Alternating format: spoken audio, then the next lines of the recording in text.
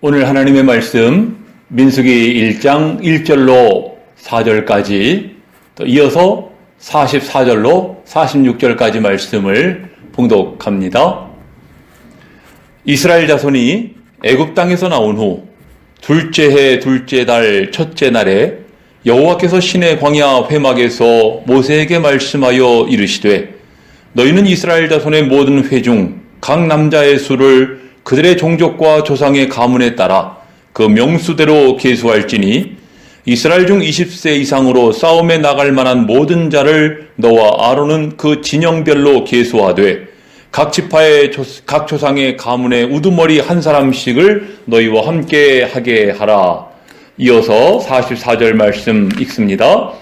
이 계수함을 받은 자는 모세와 아론과 각기 이스라엘 조상의 가문을 대표한 12지휘관이 계수하였더라. 이같이 이스라엘 자손이 그 조상의 가문을 따라 20세 이상으로 싸움에 나갈 만한 이스라엘 자손이 다 계수되었으니 계수된 자의 총계는 60만 3,550명이었더라. 아멘. 지금 여러분은 성경 읽기표를 따라 민수기서를 읽고 계실 겁니다.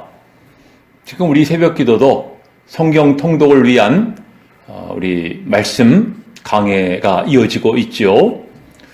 여러분, 민수기는 이 모세 오경 가운데 하나죠.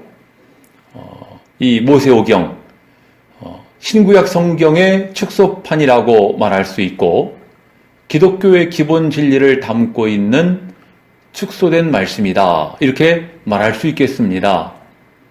그럼 모세 오경, 창세기로부터 신명기까지 각 권이 우리에게 말씀하는 핵심이 무엇인가 하는 것을 우리가 알아야 되겠는데요. 먼저 창세기는 하나님께서 하나님 백성을 선택하셨다, 선민운동 혹은 선민사역이라고 말합니다. 출애굽기가 무엇입니까? 하나님의 택함 받은 백성을 애굽에서 어떻게 구원을 내셨는가? 구속사역이라고 말합니다. 이어지는 레위기는 제사 제도를 통해 하나님과 그 백성이 교통하는 이 제사의 제도에 대한 말씀인데요. 이 제사 제도를 통해서 하나님의 백성을 거룩하게 하시기 위함이지요. 성민사역이다, 이렇게 말할 수 있겠습니다.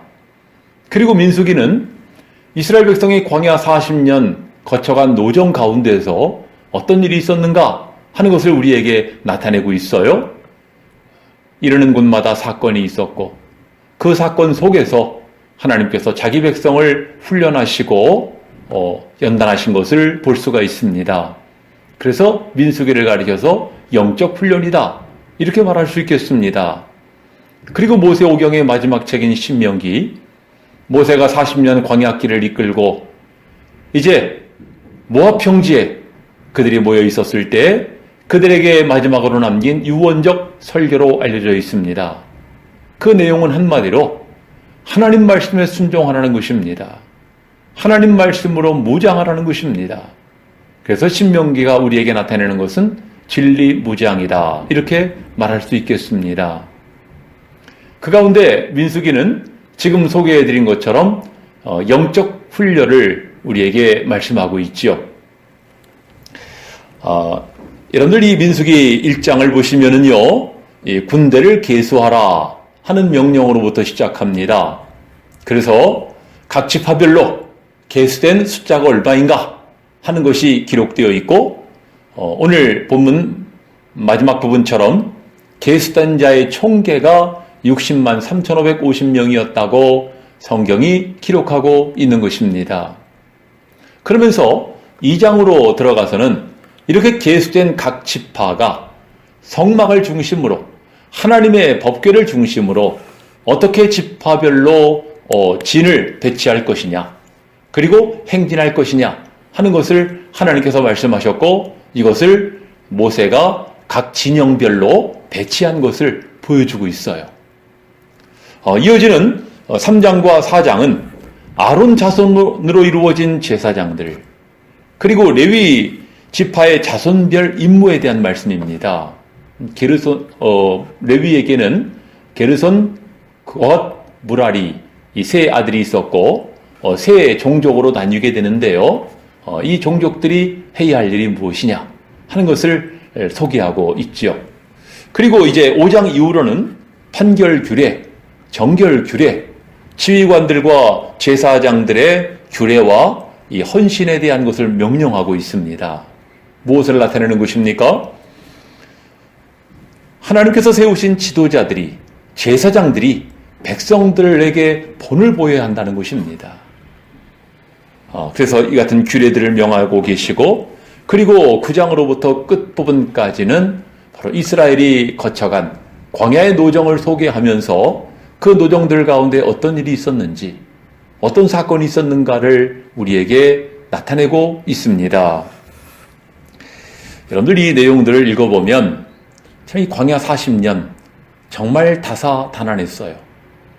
가는 곳마다 일이 있었고 사건이 있었고 또 이로 말미암아 하나님은 그들에게 영적 교훈을 주신 것입니다. 중요한 것은 민수기를 통해서 하나님은 자기 백성을 어떻게 훈련시키셨는가 하는 것을 나타내고 계시는 거죠. 여러분들 보통 5명 이상만 모여도 조직이 필요합니다.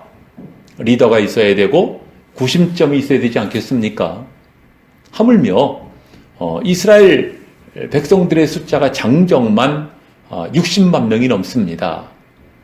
이들을 효율적으로 아주 조직적으로 통솔하기 위해서는 이들을 군대 조직화할 필요가 있었던 것입니다. 그 많은 수가 질서 있게 조직적으로 움직여야 했기 때문이지요. 근데 중요한 것은 이스라엘이 애굽을 나온 후에 시내 광야에서 계수된 총계가 60만 3,550명이었다고 그랬어요. 근데 이때로부터 40년이 지난 후에 이제 모압 평지에서 다시 인구 조사를 하게 되는데 그때 계수된 숫자는 60만 1,730명이었습니다. 이 수는 전혀 다른 사람들입니다. 40년 전에 60만 3,550명은 애굽을 나온 제1세대, 그들은 광야길을 걸으면서 하나님 앞에 불순종했고 원망했고 간음했고 우상숭배했고 이런저런 여러 가지 죄악을 저질러 하나님을 경록해 하다가 결국 그들은 광야에서 다 소멸되고 만 것입니다. 참 그 가운데 가장 뼈아픈 것이 바로 이 가나안 정탐 사건이었지요. 그들은 하나님이 약속하신 땅을 악평하면서 하나님을 대적하고 모세를 반항하다가 결국 하나님으로부터 징벌을 받게 된 것입니다.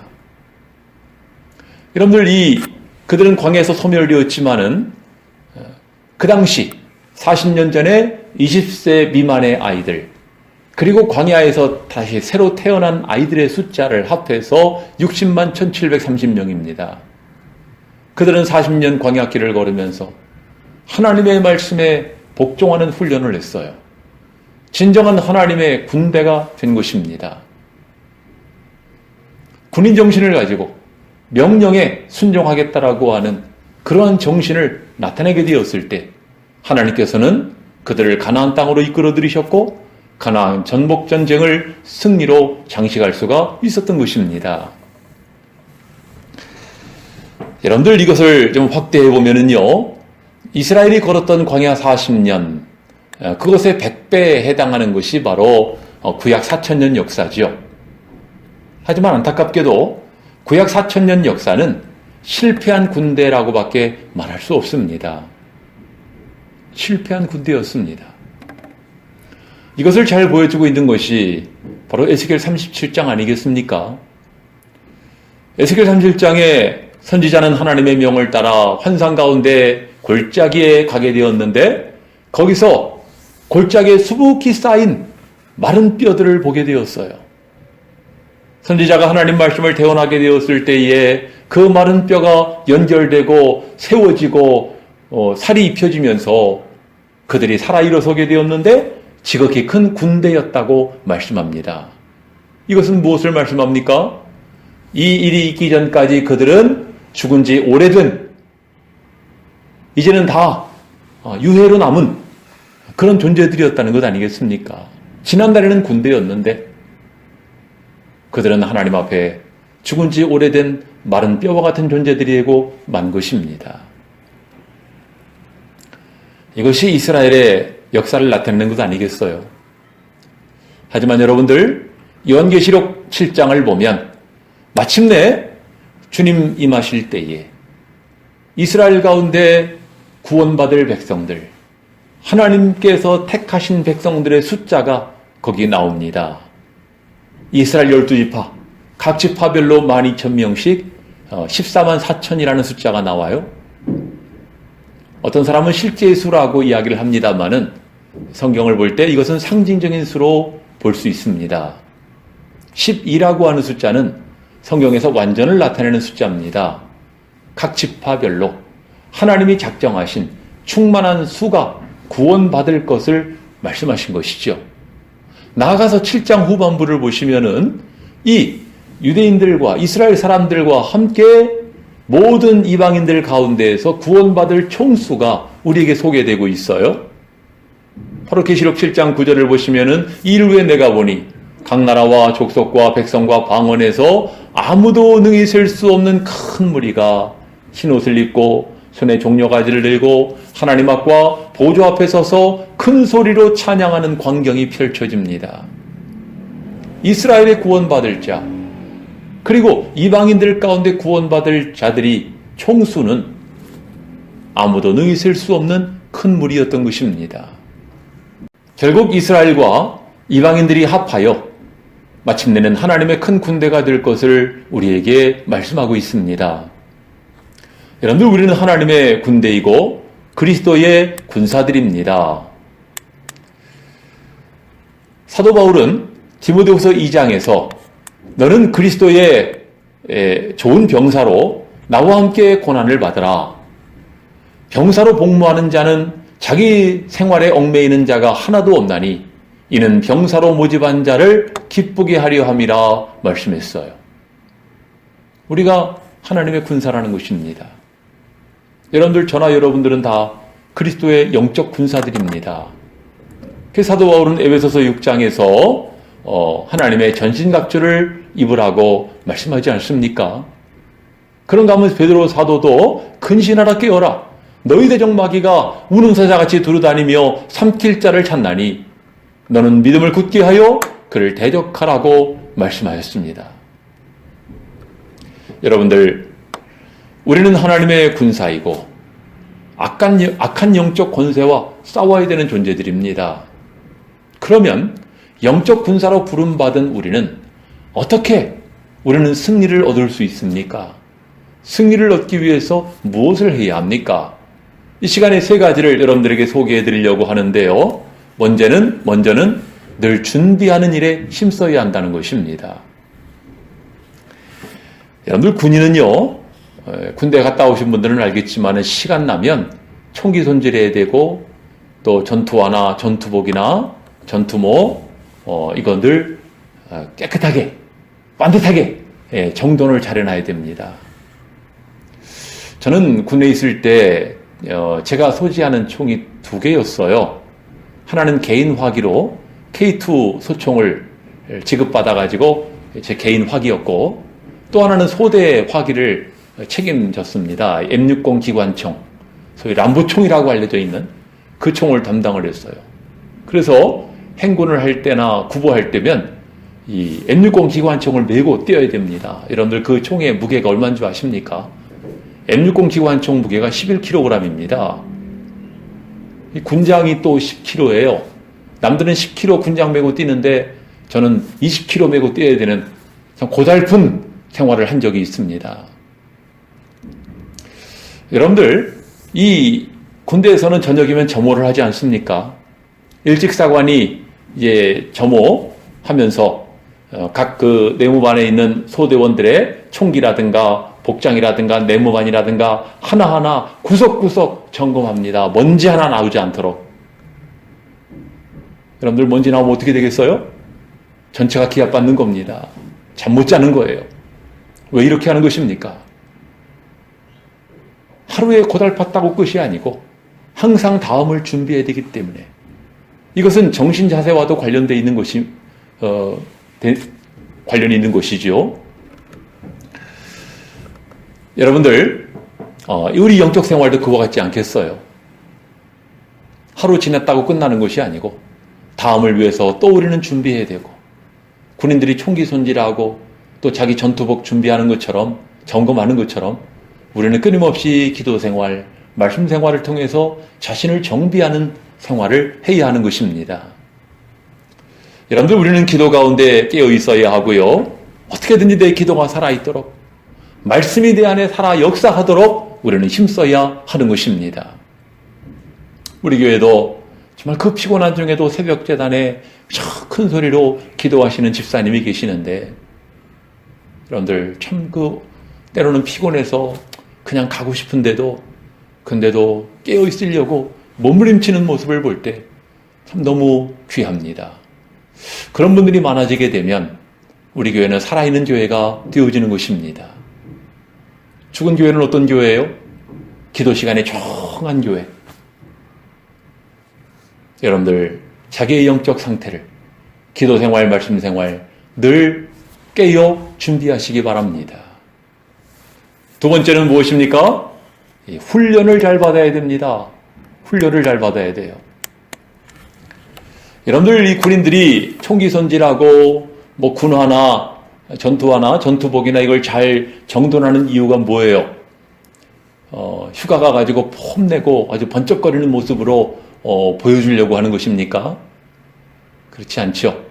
이런 점검과 손질을 하는 이유는 다음날 훈련을 잘 받기 위해서입니다.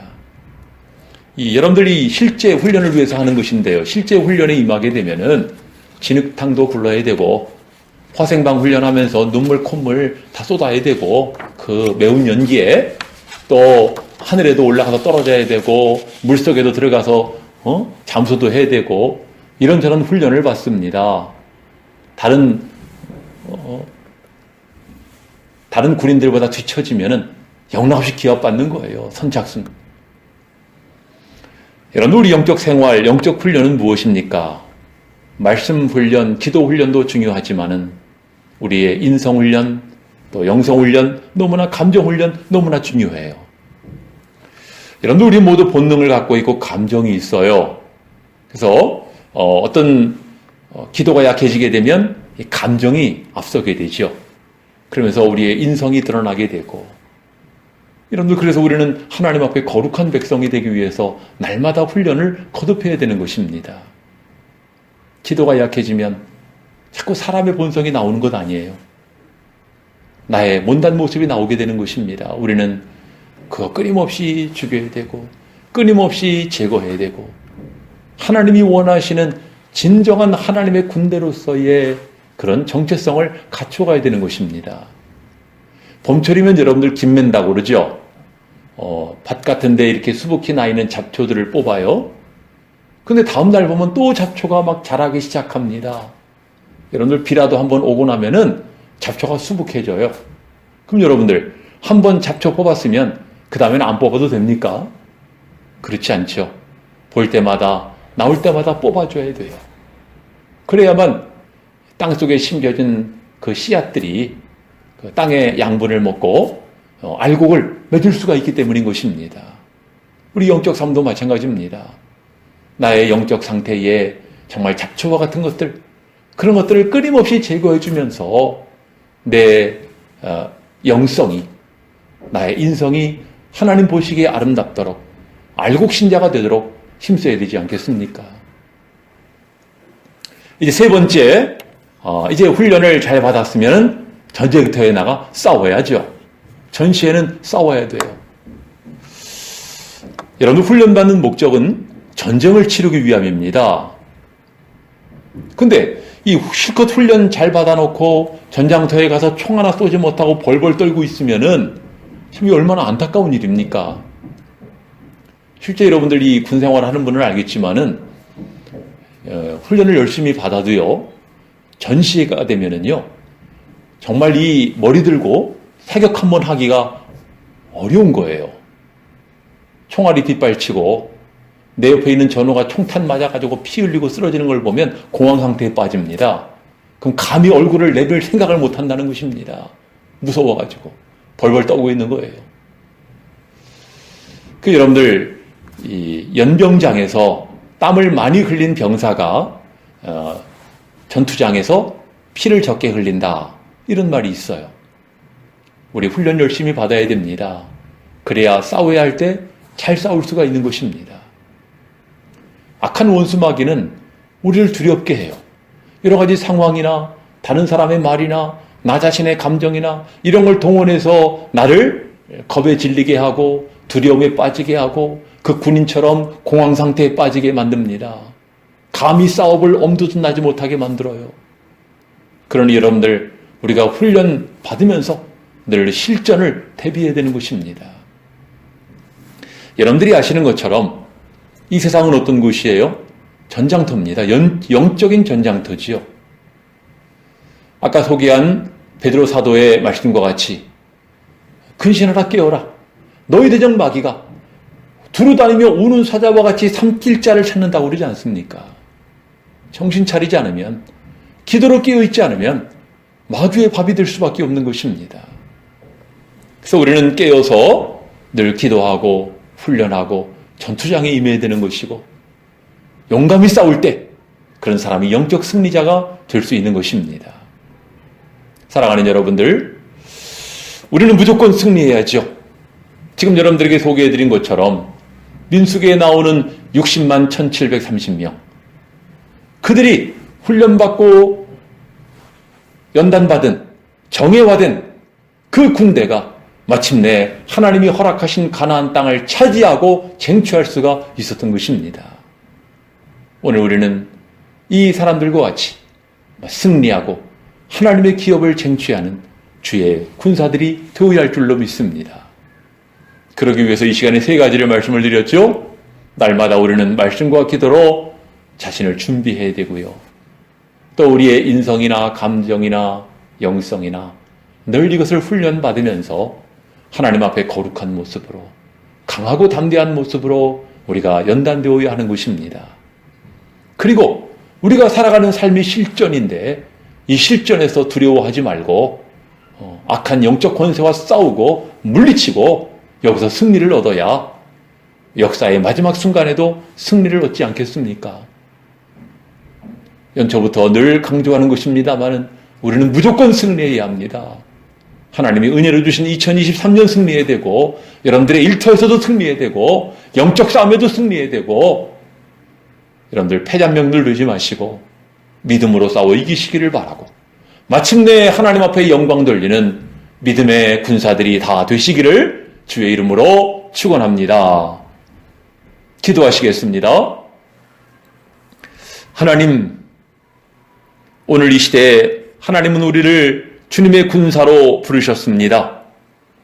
오늘 말씀과 같이 우리가 잘 준비하고 잘 훈련받아서 전장터에서 승리하는 주의 군사들 되게 하여 주시옵소서. 아버지 하나님, 말씀과 기도 가운데 늘 준비하고 깨어있게 하시고 우리의 삶 속에서, 생활 속에서 그리스도의 형상을 이루어가기 위해, 거룩한 모습을 이루기 위해 늘 애쓰는 저희들 되게 하여 주시고 나아가 우리의 영적 전장터에서 늘 승리하면서 마침내 하나님께 영광을 돌리고 하나님의 복을 충만히 받는 저희들이 다 되게 하여 주시옵소서. 믿사오며 예수님의 이름으로 기도하옵나이다. 아멘.